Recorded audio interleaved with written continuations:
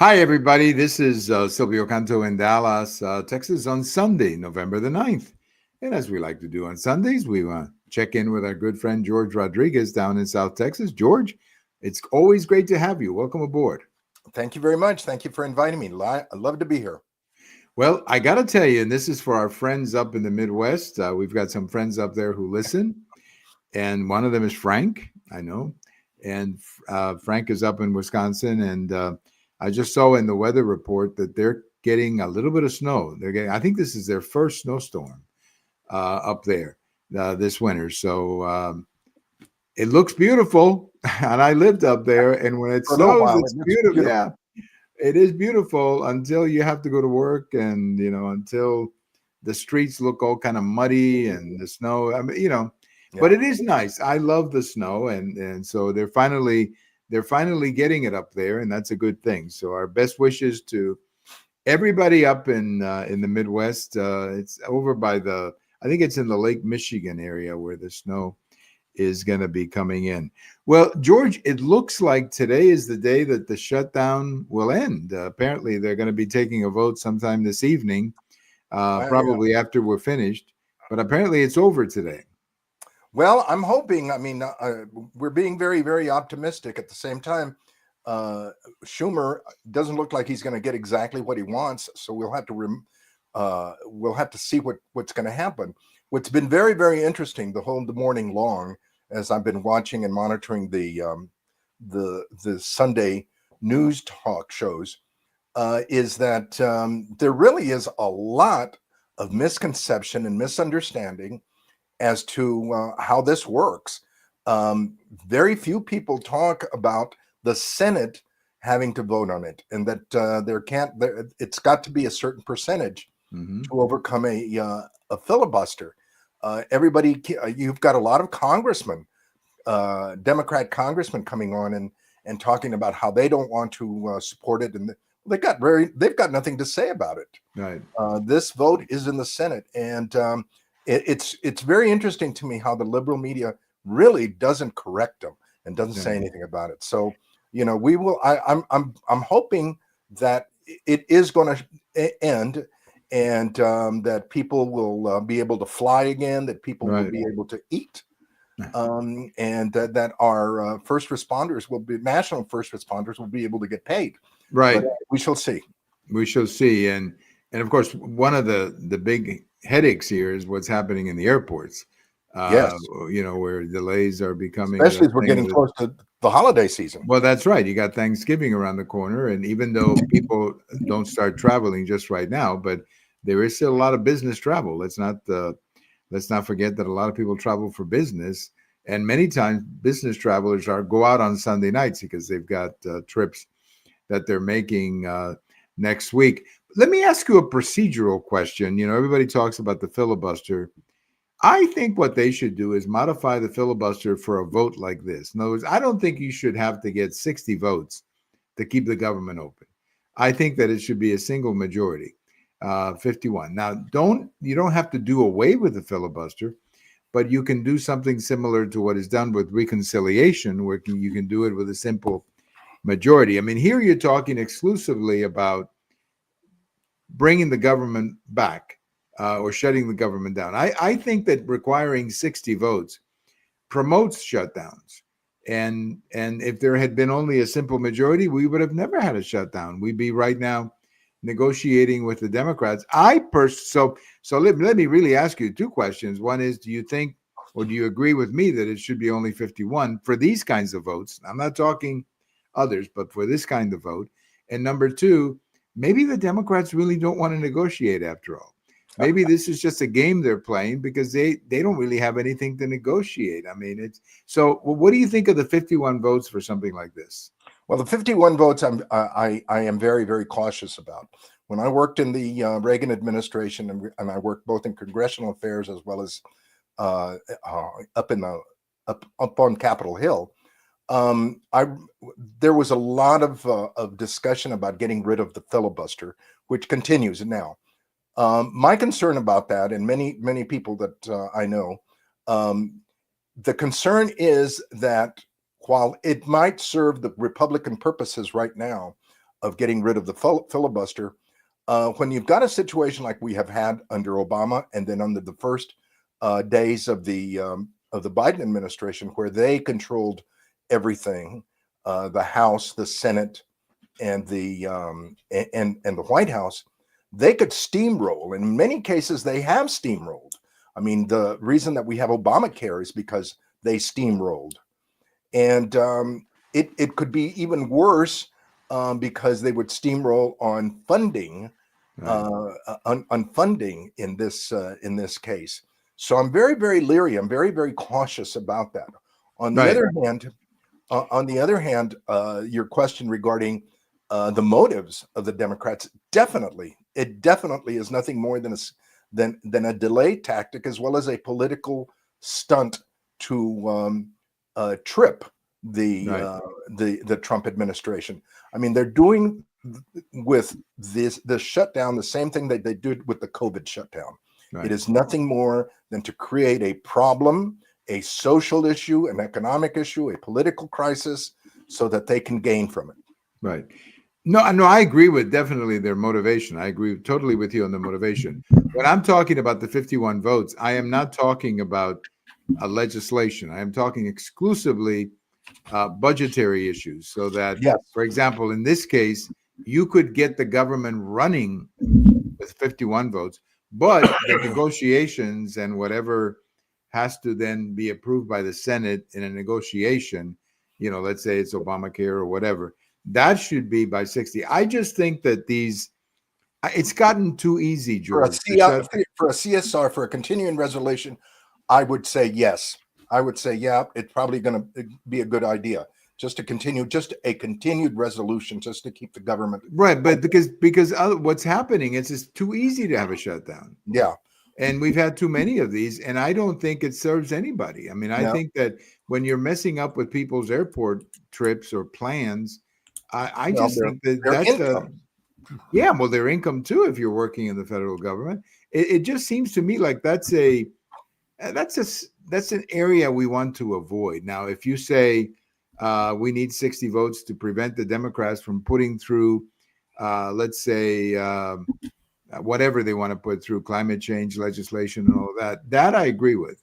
Yeah. But maybe they can make an exception for these continuing resolutions. For simple continuing resolutions. But I guarantee that they don't want to do that. The Democrats have historically always wanted a complete redo or not at all.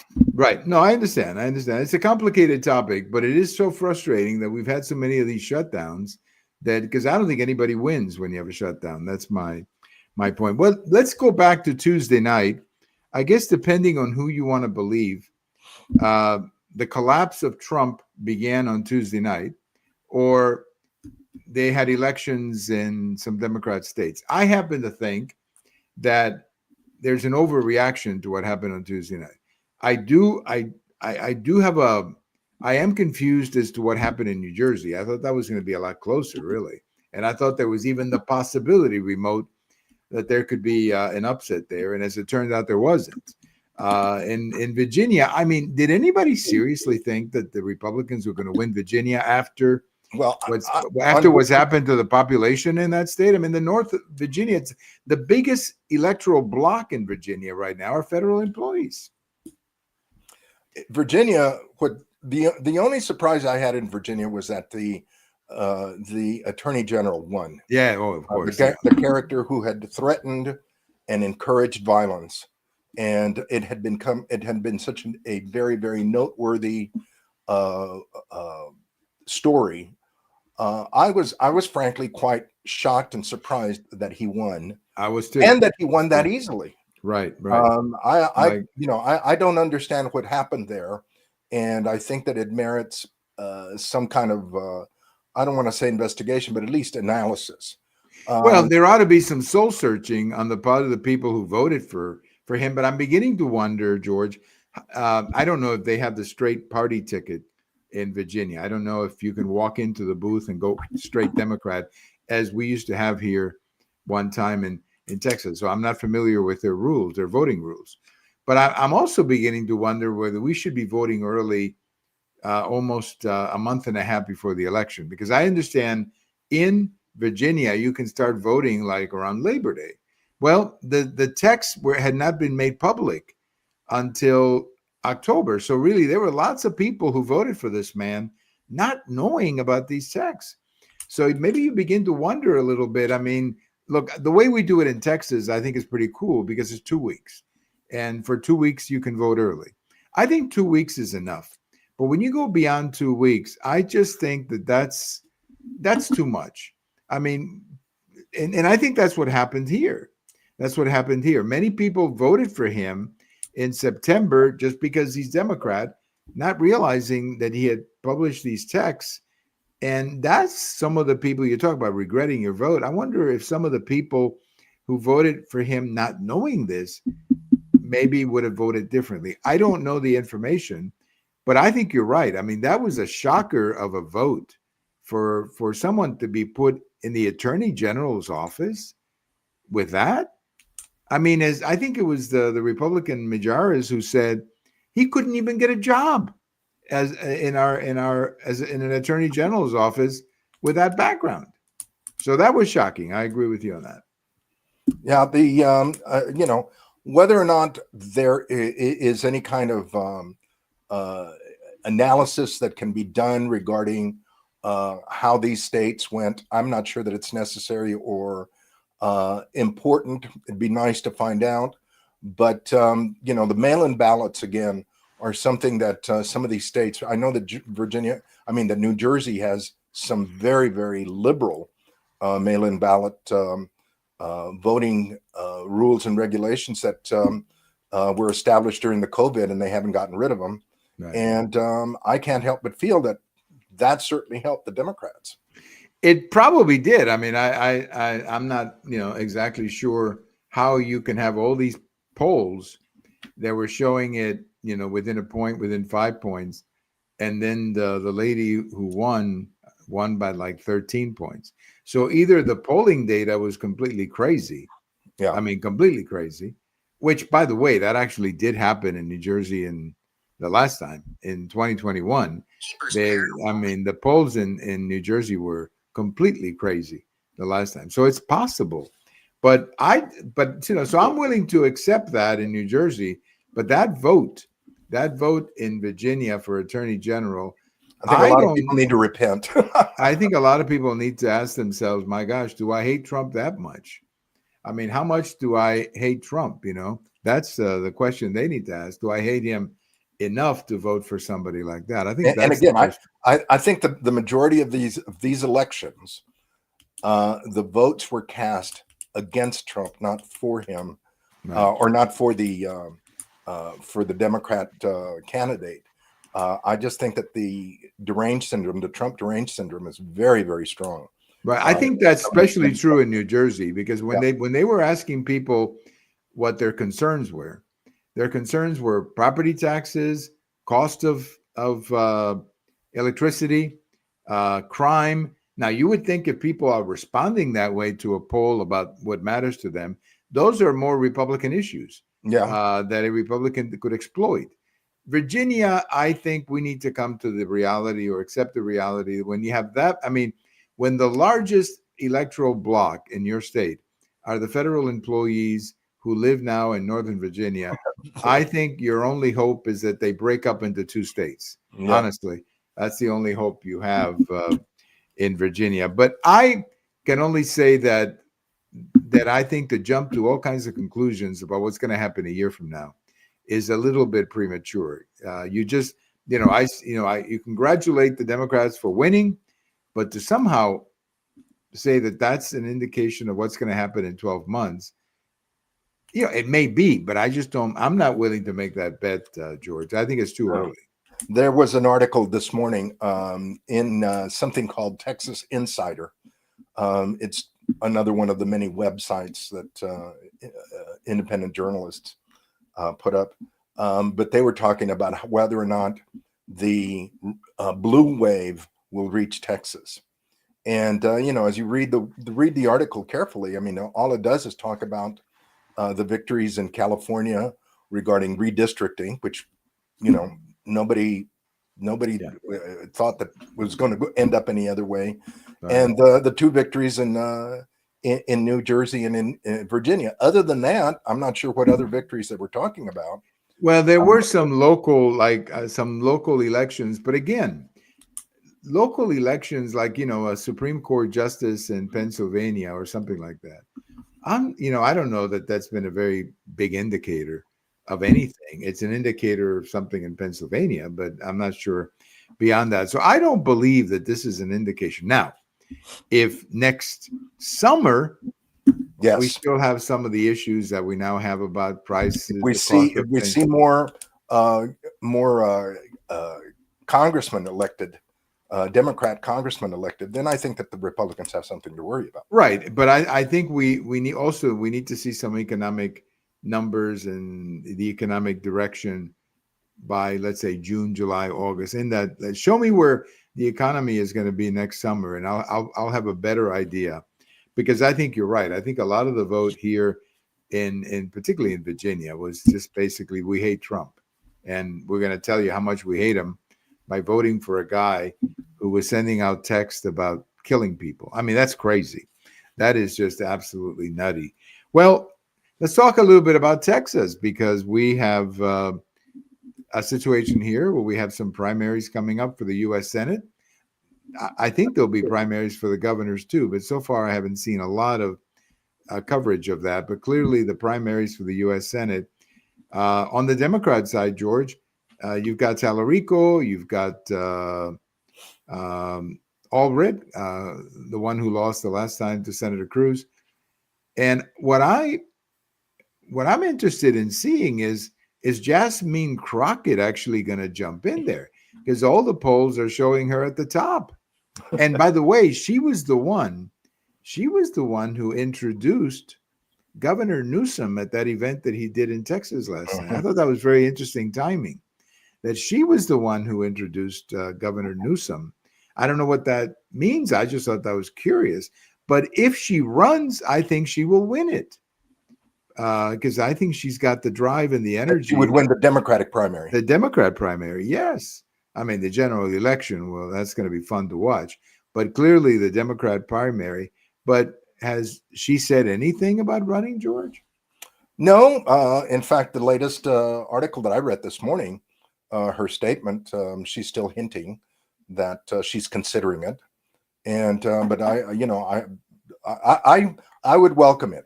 I mean, obviously she is the top, most popular of the candidates, much to the chagrin of all the other ones, but she is the popular one. Mm-hmm. I also think she's got the biggest mouth and the most unpolitical thinking of any of them.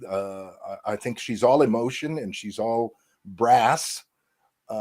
She is like in the Bible, it talks to a symbol, a loud symbol rather than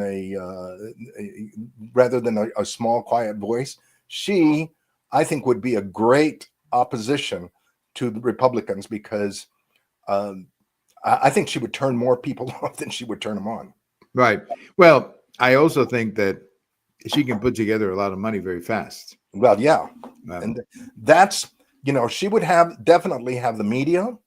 She would buy the media, and she would probably buy a lot of votes. And that's but I mean, she would be the kind of candidate who would probably get a lot of support from, let's say, California and other places. So she would do very well, I think, in getting candidates. Now, on the Republican side, of course, you have, Senator Cornyn, you have the Attorney General Paxton, but I think there's a wild card on the Republican side, Wes Hunt, the congressman. Yeah. And I wouldn't be shocked if he is one of the two who goes on to the runoff, because I see some of these polls where he's very competitive and he's a fresh face, and I don't know. I think he could surprise people. So that's why I say that the two wild cards in the Texas Senate election or primary on the Democrat side is obviously Jasmine Crockett, and on the Republican side would be Congressman Wes Hunt. George, what do you think? Yeah, I think Wesley Hunt would be a very middle of the road compromising candidate for folks. I think what we're going to be seeing later on as the campaign goes on is that the Paxton and Cornyn campaigns are going to become very polarized. They are going to become very, very polarized. And as they do, that's going to benefit Wesley Hunt, who would be the compromise candidate in this case. Right. He would go to the runoff, of course, with either Cornyn or Paxton, and that would be a very interesting race. But he's come out of nowhere, and I've seen him speak several times, and he is a very impressive fellow. I think has a tremendous military background. He just speaks well. He comes across very well, and I can see him making it to the runoff, or at least getting pretty close, George. Mm-hmm. Yeah, I think whether or not he makes it to a runoff or he can beat the two leaders remains to be seen. But definitely, I think that as both of them start becoming more polarizing toward each other, as both of them start becoming more vicious toward each other, and they will, I think that he is going to rise as the best moderate, as the best compromise between the two. Right, and especially if they can get to a debate, the three of them. Yeah, I don't know if that'll happen, but if the three of them can get on the debate, stage, I think that Wes Hunt, he's got a very nice demeanor when he speaks. There's just, I'm very impressed. I've seen him several times on TV, and if he doesn't make it this time, I see a governor there. I see a Republican who could run for governor when Abbott decides to hang it up. At the moment, it appears that Abbott is coming back, right, for another run? Yeah. All right. Yeah. And there's a lady named Espinoza, is it, in Austin, who's running against him? Democrat, yeah. Now, I don't know anything about this lady. I don't know anything about her either, other than she's for women's rights. Right. Okay. Well, that's a loaded thing. It depends what women you're talking about, I guess. Yeah, real ones or right, or yeah, I know it. But I mean, is that all they have? Is a fairly unknown state? I mean, and I don't mean any disrespect to the lady. I had no idea who she was. Yeah. So, but is that all the Democrats have for the governor? At this point, I mean, it certainly appears that way.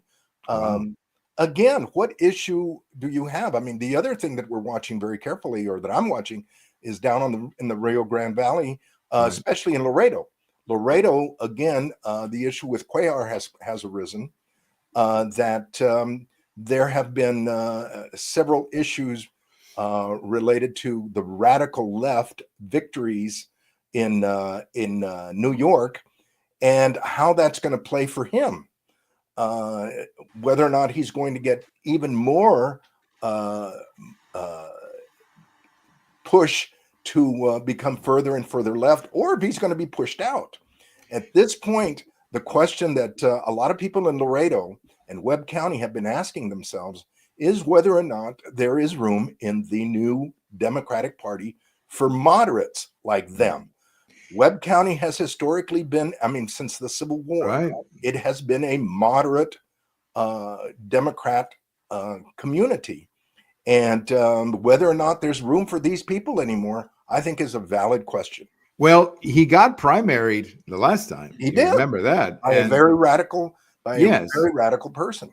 And I think he won by 1,000 votes or something like that. He squeezed it out. He squeezed it out. Yeah, he didn't, that wasn't like he beat up the opponent very strongly. Yeah. And after Mandani's win in New York City, I do believe you're going to see a lot of primaries. In fact, that's what they're calling for.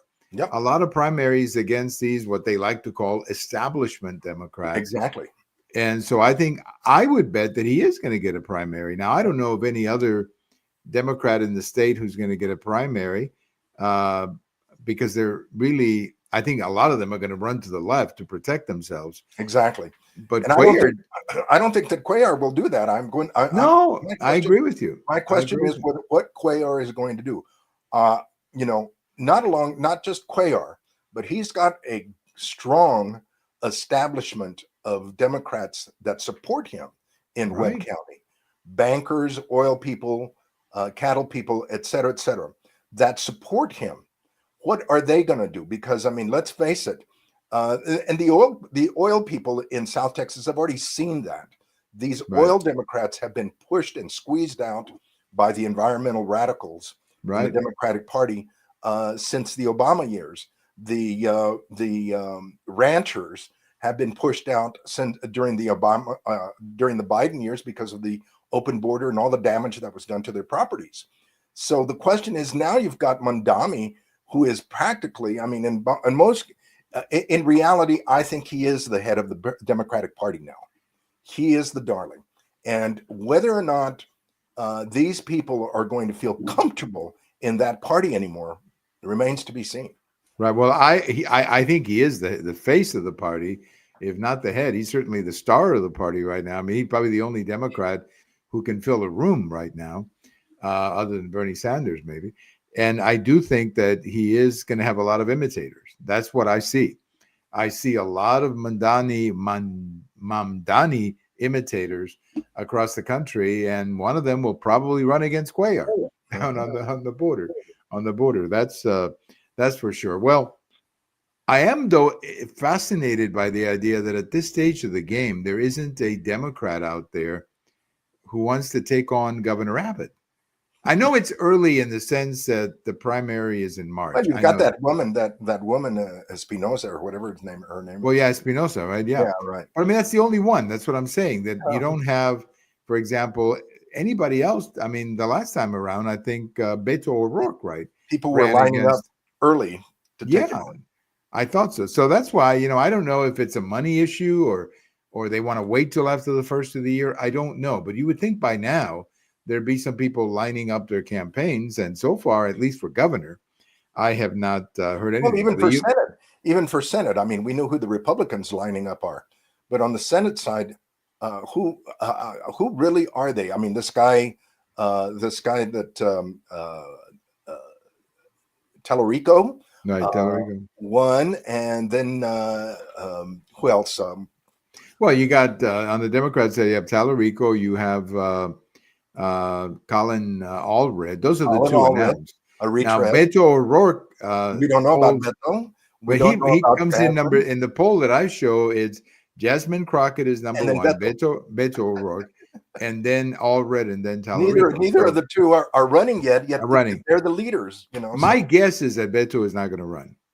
I don't think Beto O'Rourke is going to run again, or at least not in the short run. So, but I do think Jasmine Crockett, that's very tempting for Jasmine Crockett, taking into consideration that she's going to be, her seat is gone in the House. I mean, she's probably going to be without a congressional job. So I think she'll probably take it. One thing, I have a post coming out tomorrow morning about Mexico. There's been some very nasty violence in Mexico. The mayor of a city of about 300,000 people in Michoacan was killed.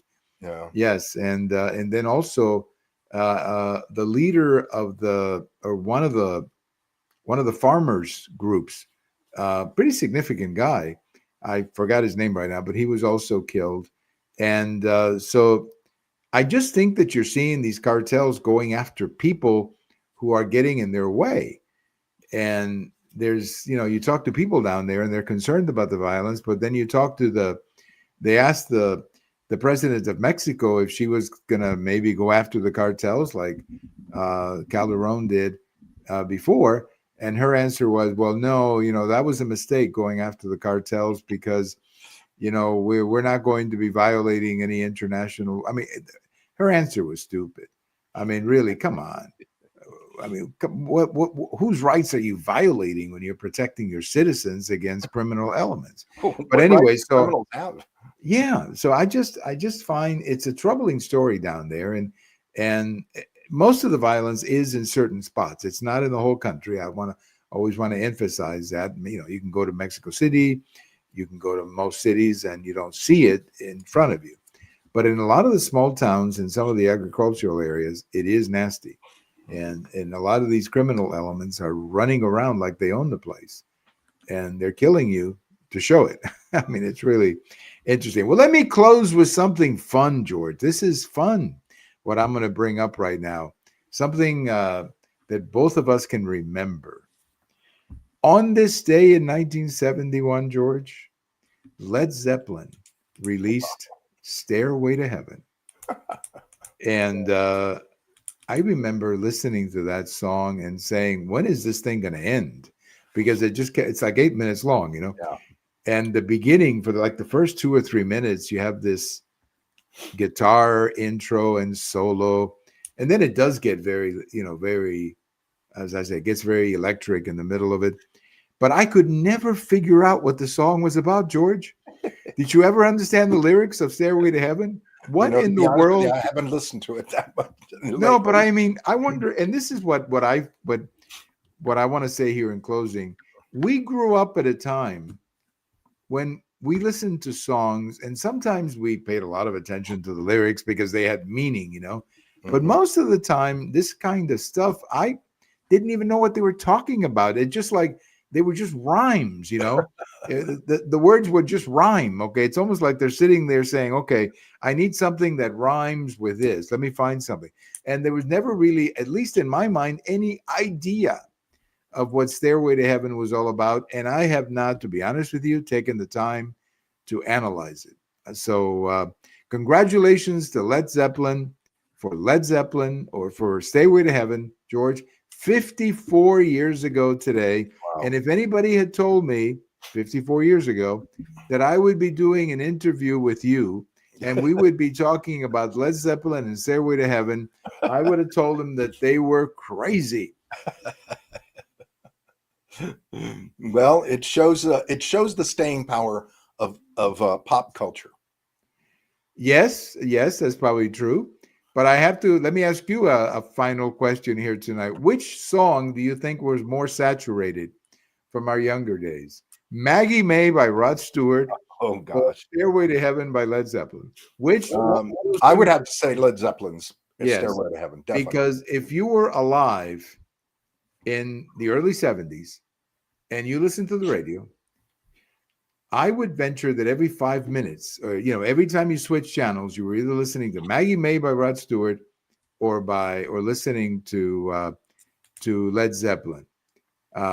Here we have a lady listening to us saying, "Great song, Stairway to Heaven." Okay, it's not a bad song, but uh, my gosh, 54 years later, and we're still remembering it. That, you're right. There's a lot of staying power to songs, and I think Led Zeppelin, as far as I know, they're still selling records. I haven't listened to one in a long time or bought one in a long time, but I guess they're still around. Led Zeppelin. I don't know if they do concerts, but they're still Um, pretty their big. drummer passed away, but Jimmy Page, the lead guitarist, was on Conan O'Brien recently on cable, and he looked old. I mean, well, he looked old.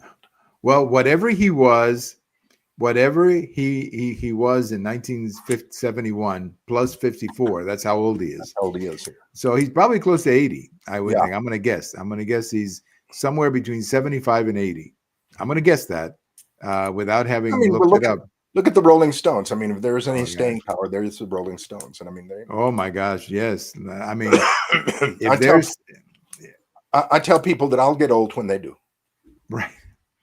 Yes, and the wonderful Keith Richards, who has done everything wrong in his life, and he's still around. All right, all right, George. Have a great week, and we're keeping an eye on this shutdown. But as always, thank you for your time, and maybe you can listen to Stairway to Heaven tonight, George. Yes, I think I will.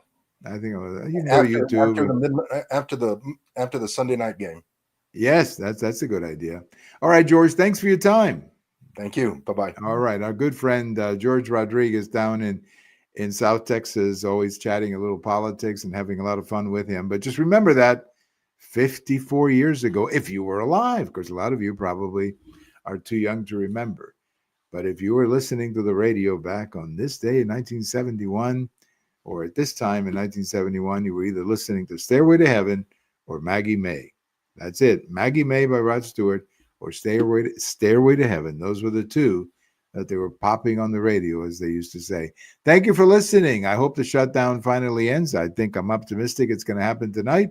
And this is Silvio Canto in Dallas. Thank you so much for listening, and check out Stairway to Heaven. Maybe you can explain to me what it means. We'll talk to you later. Bye-bye, everybody.